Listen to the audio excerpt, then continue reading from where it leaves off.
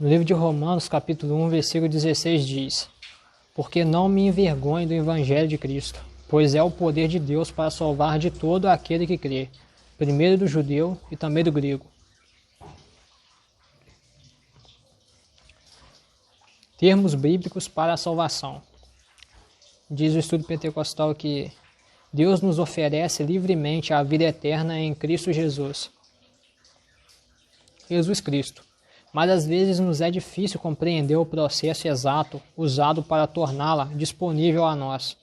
Por isso Deus apresenta na Bíblia vários aspectos da salvação, cada um com sua ênfase exclusiva. Este estudo examina 3 desses aspectos: a salvação, a redenção e a justificação. A salvação. Salvação, do grego soteria, significa livramento, chegar à meta final com segurança, proteger de dano. Já no Antigo Testamento, Deus revelou-se como o Salvador do seu povo. A salvação é descrita na Bíblia como o caminho ou a estrada através da vida para a comunhão eterna com Deus no céu. Essa estrada deve ser percorrida até o fim. A salvação pode ser descrita como um caminho com 2 lados e 3 etapas. O único caminho da salvação. Cristo é o único caminho ao Pai. A salvação nos é concedida mediante a graça de Deus, manifesta em Jesus Cristo, ou em Cristo Jesus. A salvação é baseada na morte de Cristo, na sua ressurreição e sua contínua intercessão pelos salvos. Hebreus capítulo 7, versículo 25. Os 2 lados da salvação. A salvação é recebida de graça, mediante a fé em Cristo. Isto é, ela resulta da graça de Deus e da resposta humana da fé. Aí está aconselhando aqui o estudo pentecostal Fé e Graça, que eu já gravei também. As 3 etapas da salvação. A etapa passada da salvação inclui a experiência pessoal mediante a qual nós, como crentes, recebemos o perdão dos pecados e passamos da morte espiritual para a vida espiritual, que está falando sobre a regeneração, que eu já gravei também. Do poder do pecado para o poder do Senhor, do domínio de Satanás para o domínio de Deus. A salvação nos leva a um novo relacionamento pessoal com Deus e nos livra da condenação do pecado. 1 Coríntios capítulo 1, versículo 18. A etapa presente da salvação nos livra do hábito e do domínio do pecado e nos enche do Espírito de Deus, Espírito Santo. Ele abrange o privilégio de um relacionamento pessoal com Deus, com nosso Pai e com Jesus como nosso Senhor e Salvador. Mateus capítulo 6, versículo 9. A conclamação para nós considerarmos mortos para o pecado e para nos submetermos à direção do Espírito Santo e à palavra de Deus. O convite para sermos cheios do Espírito Santo é a ordem de continuarmos cheios. Efésios capítulo 5, 18, versículo 18. A exigência para nós separarmos do pecado e da presente geração perversa. Atos capítulo 2, versículo 40. A chamada para travar uma batalha constante em prol do reino de Deus, contra Satanás e suas hostes demoníacas.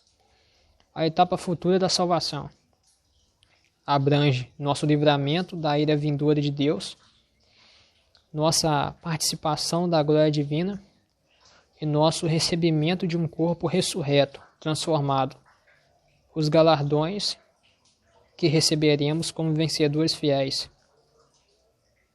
Essa etapa futura da salvação é o alvo que todos os crentes se esforçam para alcançar.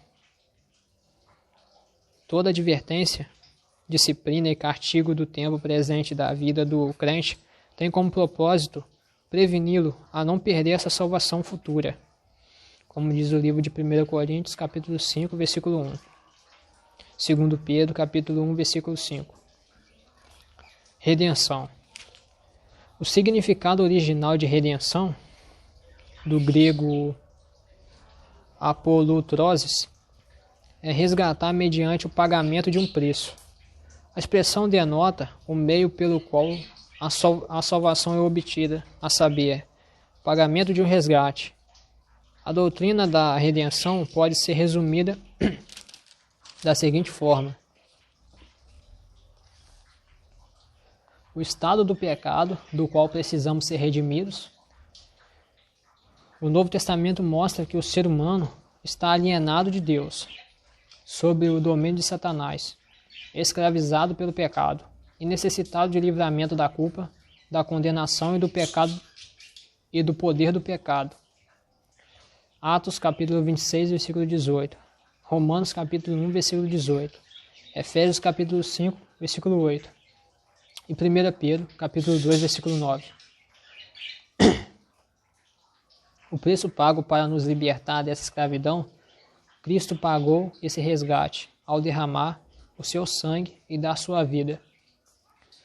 O estado presente dos redimidos, os crentes redimidos por Cristo, estão agora livres do domínio de Satanás e da culpa e do poder do pecado. Essa libertação do pecado, no entanto, não nos deixa livres para fazer o que queremos, pois somos propriedade de Deus. A nossa libertação do pecado por Deus nos torna em servos voluntários seus. Atos capítulo 26, versículo 18, Romanos capítulo 6, versículo 18, 1 Coríntios capítulo 6, versículo 19. A doutrina da redenção no Novo Testamento já estava prefigurada nos casos de redenção registrados no Antigo Testamento. O grande evento redentor do Antigo Testamento foi o êxodo de Israel. Também no sistema sacrificial levítico, o sangue de animais era o preço pago para expiar o pecado. Agora a palavra justificação. A palavra justificar, do grego dikaio, significa ser justo ou reto diante de Deus, tornando justo, estabelecer como certo ou endireitar. Denota estar em um relacionamento certo com Deus, mais do que receber uma mera declaração judicial ou legal. Deus perdoa o pecador arrependido, a quem ele tinha declarado culpado segundo a sua lei e condenado à morte eterna. Restaura-o ao favor divino e o coloca em relacionamento correto, comunhão com ele, mesmo e com sua verdade. Ao apóstolo Paulo foram reveladas várias verdades a respeito da justificação e como ela é efetuada. A justificação diante de Deus é uma dádiva. Efésios capítulo 2, versículo 8. Ninguém pode justificar-se diante de Deus guardando toda a lei ou fazendo boas obras. Efésios capítulo 2, versículo 8. Porque todos pecaram e destituídos estão da glória de Deus. A justificação diante de Deus se alcança mediante a redenção que há em Cristo Jesus.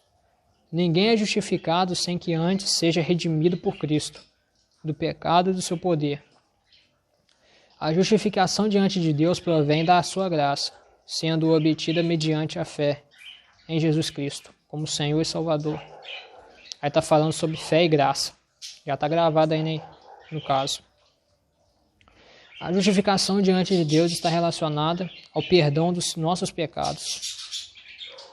Os pecadores são declarados culpados diante de Deus, mas por causa da morte expiatória de Cristo e da sua ressurreição são perdoados. Uma vez justificados diante de Deus mediante a fé em Cristo, estamos crucificados com Ele, o qual passa a habitar em nós. Através dessa experiência nos tornamos de fato justos e começamos a viver para Deus. Essa obra transformadora de Cristo em nós mediante o Espírito não pode ser separada da sua obra redentora a nosso favor. A obra de Cristo e a obra do Espírito Santo são de mútua dependência. 2 Tessalonicenses capítulo 2, versículo 13. 1 Pedro capítulo 1, versículo 2.